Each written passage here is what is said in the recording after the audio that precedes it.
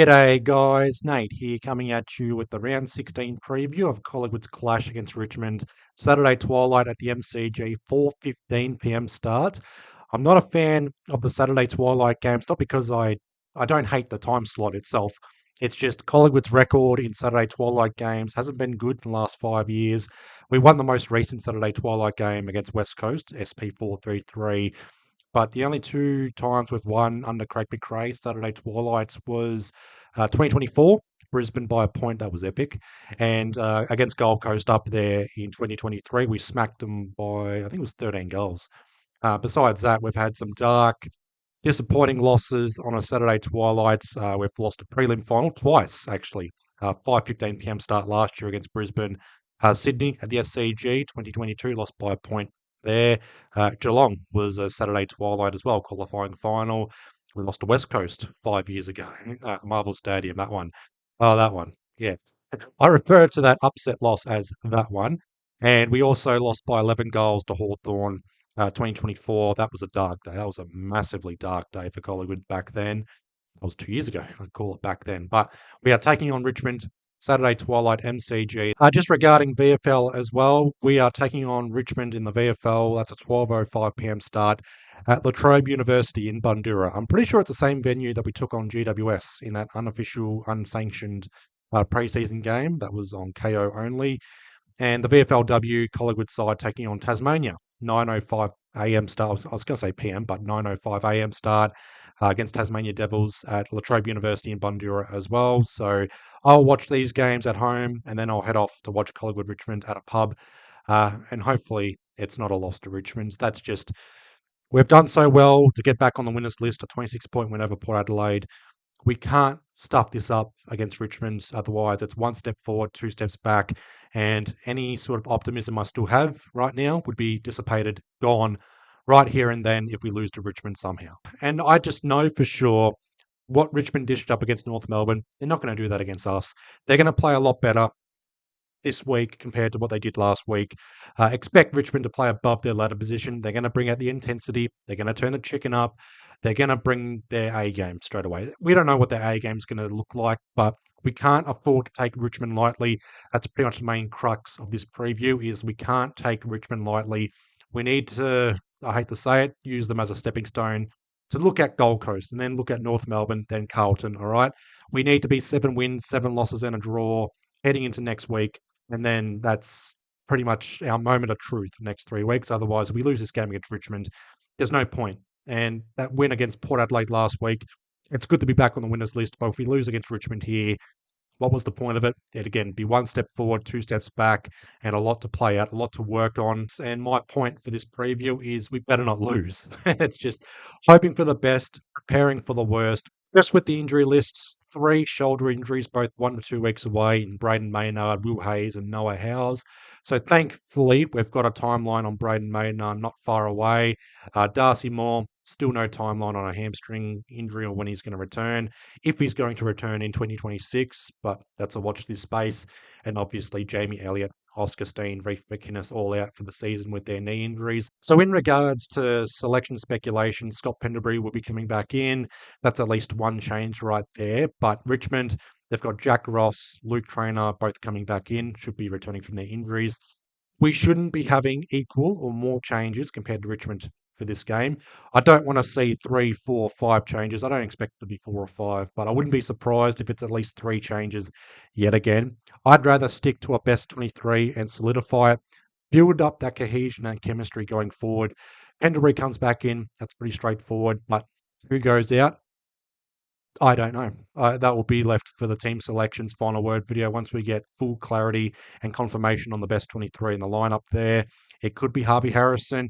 It could be Bo McCreary dropped. One of Jack Buller or Mitch Badatsky could be dropped to go a little bit smaller up forward, which wouldn't surprise me. And I can't think of anyone else who could be dropped. I don't want to see Rowan Steele dropped. Ned Long, still side bottom. Tim Membry, I wouldn't drop those 3. They had solid performances. Membry kicked 3 goals. Side bottom 25 disposals. Ned Long, I think, had 20 disposals and 2 good entries inside 50. So I wouldn't drop them. But there's a few players on notice in this game. And if we don't win this game, I expect those players to be in the firing line. So someone like Bo McCreary, who we all know is out of form. Darcy Cameron, I thought was comprehensively beaten in the ruck against Jordan Sweet. Very rarely seeing Darcy Cameron comprehensively beaten in the ruck. He's up against Toby Nankervis and a little bit of Noah Bolter. So if Darcy Cameron can't hold his own in the ruck against Bolter and Nankervis, then questions will be asked, and we need to bring up a backup ruck in Harrison Coe. That's another player right there who could be called up, but we'll find out Thursday morning if there's any other debutants. So I just think one, maybe two changes tops for this game against Richmond. We can't be chopping and changing the side every week, not knowing what our best 23 is. We got the win over Port Adelaide. Let's build off from that. Let's push on from here. Now, just with the compare the pair, I'm not going to have this displayed for too long because the stats in comparison all leads Collingwood's way. So doing the compare the pair and actually researching this and whatnot, it actually eases my mind. I am hoping for the best, preparing for the worst, but you look at Richmond, the worst team in the competition for points for, conceding over 100 points a game, 106 to be exact. So there's an opportunity right there. Score above 100 against Richmond, defend well against Richmond, but going off Richmond's performance against North Melbourne, if that's how they're going to dish it up against us, the game's over by half time. But we just know Richmond's going to play above their ladder position. They're going to bring the intensity and whatnot for this game against us. Not because it's against us or a rival side or anything like that. It's just Richmond need to respond. As young as they are, as battered and bruised as they are right now, they need to respond. And I just expect that full response against us. But one stat that stood out for me was for Richmond, 18th in the competition for points against, but top 6 for rebound 50s. Now, that could be by default, but Richmond, looking on paper, have a solid backline. Nick Floston, Jaden Short, Nathan Broad, Ben Miller, Tom Brown, Sam Banks. I'm sure I'm missing one or two other names, youngsters to be in the backline, but it just it's a backline that we got to take seriously. We need to lower the eyes. We can't blaze away heading inside 50. Yes, they concede the most amount of points, but if we don't score above 90 at the very least against Richmond here, it just, yeah, we can win most likely, but if we can't put a decent score or a decent win on Richmond, a lot of questions will be asked on certain players, on our tactics and game plan and whatnot. And that's another thing as well with our game plan is, yes, we beat Port Adelaide. It wasn't comprehensive or anything like that, but we can't be chopping and changing our tactics and game plan and our best 23. Stick to what we know, what works with the wins, and then push on from there. And if we need to adjust halfway through the game, we'll do so. I just don't want to see us starting the game cold or Richmond on fire, and it's because we've changed our lineup or our starting positions or best 23 or just our game plan or whatever. Just can't afford to do this, can't afford to lose, can't afford to be challenged against Richmond. And then we go up against Gold Coast, who we know is going to bounce back soon.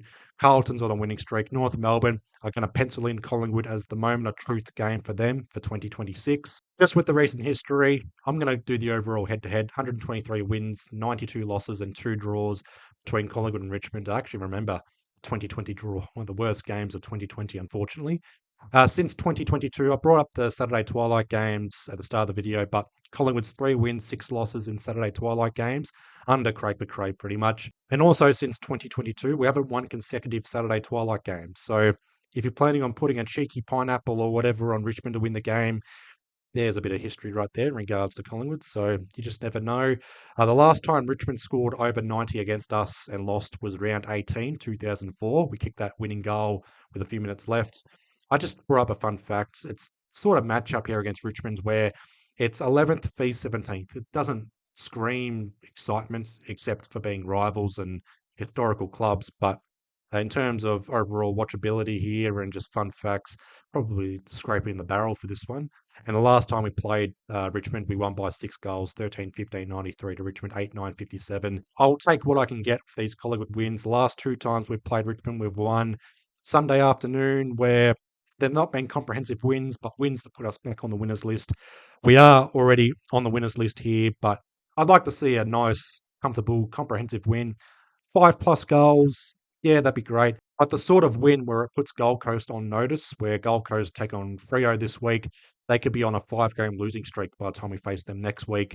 And we know Gold Coast are going to turn it around or bounce back or respond in a big way against us. So, yeah, don't take Richmond lightly. Get the win here. Back-to-back wins for the first time since Essendon and Carlton. They don't scream good wins, but it's something to build off. Again, I keep harping on that.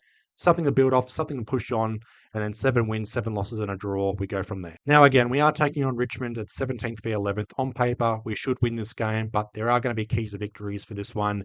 Uh, First key to victory, again, don't take Richmond lightly. We'll know in the first 5 to 10 minutes what our attitude is for Richmond. If it's a close game up until half time, how we respond after half time will tell the tale, but we can't take Richmond lightly. The second key to victory is just like Port Adelaide last week, don't blaze away heading inside 50. Our efficiency inside 50 last week was above 50%. That's what I'm expecting yet again against Richmond. They are 18th again in the competition for points against, but a solid top 6 side for rebound 50s. Again, Floston, Short, Broad, Miller, Brown, Banks, and a few youngsters that can get that receiving kick at a defensive 50 and be fun and exciting heading inside 50. So, got to look out for that. We can't treat this like North Melbourne 2024. Is probably a good comparison here. Third key to victory for us, the midfield bloody dominance for once, just like Essendon, Anzac Day. That's the sort of performance we need when it comes to the midfield. So, yeah, it's a midfield on paper we should be getting on top of. Nick Dacos, Jordan De Goey, Pendlebury coming back in, Ed Allen now in the midfield. And then you've got guys like Sidebottom, Bo McCreary, Jack Crisp, those pinch hitters in the midfield.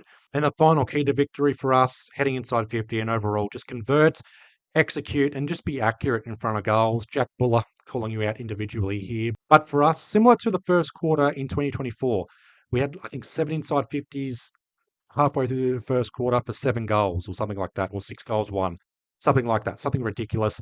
That's what I'm not expecting, but something on that regard, all right? Just 10 inside 50s, the first 10 inside 50s for 3 or 4 goals, 1 or 2, or something like that. Set the tone, pretty much. Convert, take the set shots, execute, have Richmond's defenders' heads go down straight away, and that's where we can push on. Otherwise, if it's a contest up until half time or even three-quarter time, it could be ugly for a close game. And if we lose this game, regardless of the results, it's going to be a bad, dark day for us. It's 11th v 17th. On paper, we should win. We are expected to win, and we better win, is all I'm trying to say. Leave your comments down below, your thoughts and preview of this game, your selection speculations, who'd you bring in, who you wouldn't bring in, who you drop for this sort of game, just any other thoughts regarding this game or anything Collingwood related. Leave your comments down below. Give the video a like, subscribe if you're not already. The road to 1,000 subscribers is on. I'm aiming for that by the end of the year. And recommend it to your friends, to your mother, to your brother, to your father, to your sister, to your grandparents, to whoever is in your vicinity. But besides that, I'll leave you guys all to it. I'm hoping you guys have had a good week so far. Please be well, please be safe, and I'll see you guys Thursday night for the team selections and final word video. Up the Pies.